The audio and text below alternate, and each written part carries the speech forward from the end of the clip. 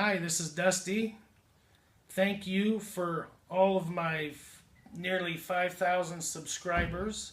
I had lots and lots of email, lots of questions about tools, lots of questions about shop, and a couple people actually asked for a shop tour, so that's what we're going to do today, do a shop tour. I'm going to tell you what we got and tell you what I need, what I use the most, and what I hardly ever use. So we run the operation here out of a garage. It's 20 foot by 20 foot.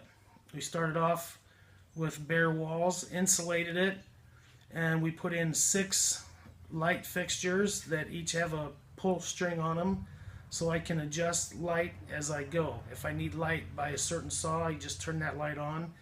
If I need light by something else, I'll turn the other lights off and turn that light on. So I don't have to illuminate the whole place all at once. I can do it as needed.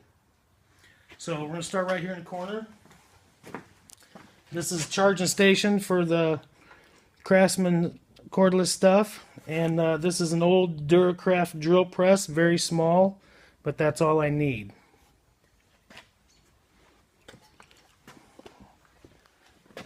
Next is the router on a router table. This is just like a $100 router table from Harbor Freight.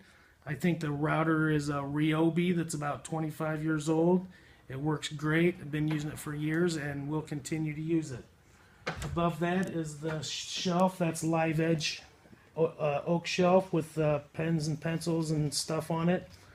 Above that is the router bits. They're kind of up in the sky, but I have those on a French cleat. So all I have to do is reach up, grab the box, pull it down, get what router bit I need out, and move on. This in the center, this is a 4 foot by 8 foot work table. This is where I do all of the assembly. As you can see right now, it's all full of parts for cooler benches. We're still building cooler benches, still have about 6 or 7 to go for the springtime. Over on the far wall is a panel saw. Not every shop has a panel saw. In fact, very few have one. And this is a commercial panel saw, and here's how we got the panel saw. There was a 36 Chevy parked out in the driveway of this garage for about 5 years, and one day a guy pulled in the driveway, wanted to know if he could buy the car, and the answer is of course, everything's for sale. So we started talking, and the guy noticed that there was a wood shop in here, and he says, "Hey, you know, when my grandpa died, I inherited his wood shop, and I don't do any woodworking, but there's this panel saw in the shop. It's just been sitting there." He says, "Would you be interested in trading the panel saw for the car?"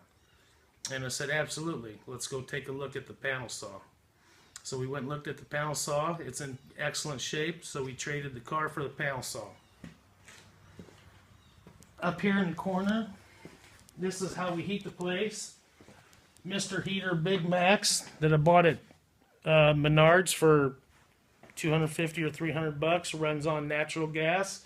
Keeps the place toasty, 70 degrees when I'm in here working. Here's some more parts for cooler benches. Over here there's a couple of tables.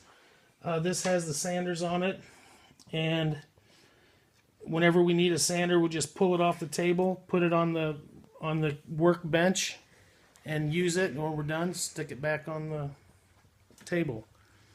The next table over here has the planer and the joiner. Joiner's a Porter cable. Planer's a Delta. Neither one of them are big dollar.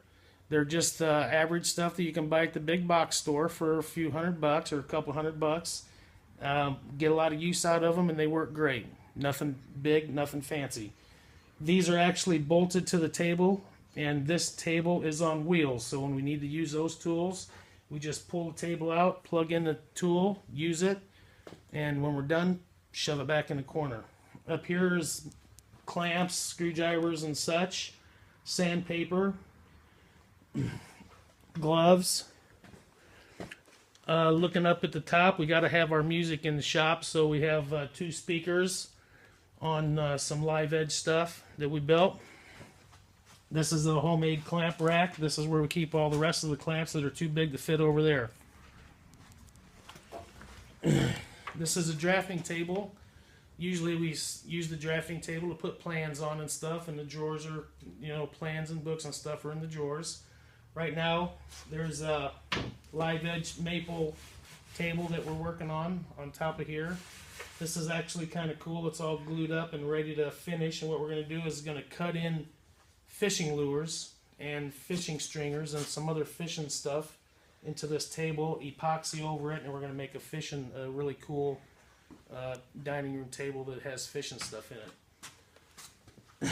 Next is all the hand saws, multi-tools, Craig jig, extra blades, levels, all that stuff is over here on this wall. Below it is this is a Craftsman 10-inch table saw.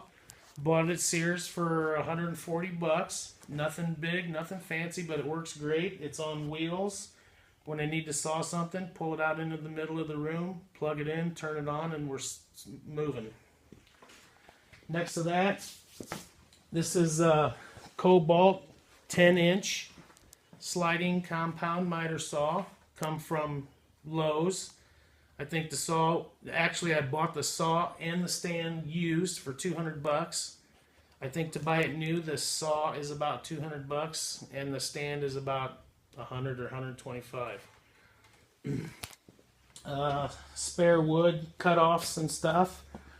Over here we got, this is a giant Delta lathe that I got used from a family member whose grandfather passed away. Another thing that came out of somebody's old shop that we got for a song.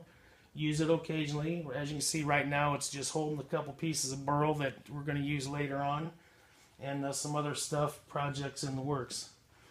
2 single garage doors. When it gets warm out, we just pop the garage doors open and we can open the windows and have a nice breeze going through here. During the winter, shut the doors, turn the heater on, and it stays nice and toasty in here. The doors are not insulated. I do have plans to insulate them in the future. And then last but not least is this is just a small Craftsman Bandsaw. Same way, if I need the bandsaw, I just pick it off the table, put it over on the assembly table, plug it in, use it, and when I'm done, I put it back. The only other thing I have tucked down here in the bottom, underneath, is some storage and stuff, but that's a Rockwell Blade Runner. Rockwell Blade Runner, I don't know if you've ever used one or not, but that is an awesome saw. So, do I need all this stuff? No. This is an accumulation of 20 years of stuff that I've gotten cheap, or some of it even free.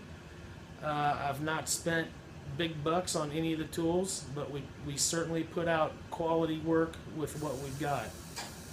If I had to pick 3 tools in this shop to use and get rid of the rest, I would take the router, I would take the 10-inch sliding compound miter saw, and the table saw.